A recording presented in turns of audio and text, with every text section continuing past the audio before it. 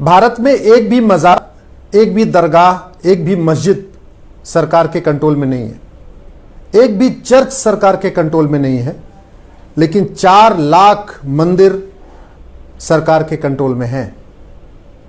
1863 में पहला कानून बनाया था अंग्रेजों ने मठ और मंदिर को कंट्रोल करने के लिए, उसको कहते हैं रिलीजियस एंडाउमेंट एक्ट।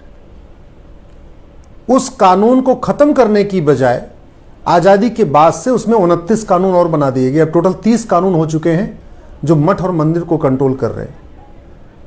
यह सेकुलरिज्म नहीं है। आर्टिकल 26 में बहुत साफ साफ लिखा हुआ है, सभी धर्मों को अपने अपने मठ, अपने मंदिर, अपने धार्मिक स्थान को अपने तरीके से मैनेज करने का पूरा अधिकार है।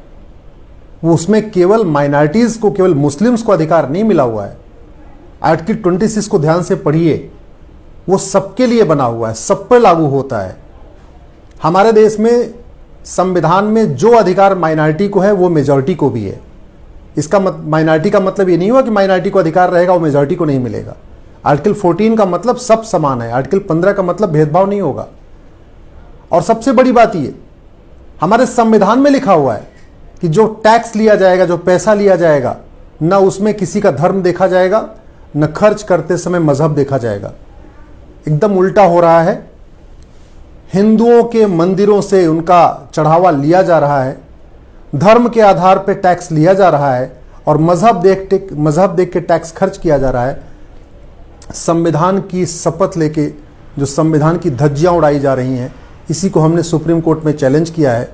हमने सभी 30 कानूनों को सुप्रीम कोर्ट में चैलेंज किया हुआ है और हमें पूरा विश्वास है कि सुप्रीम कोर्ट इन 30 कानूनों को खत्म करेगा।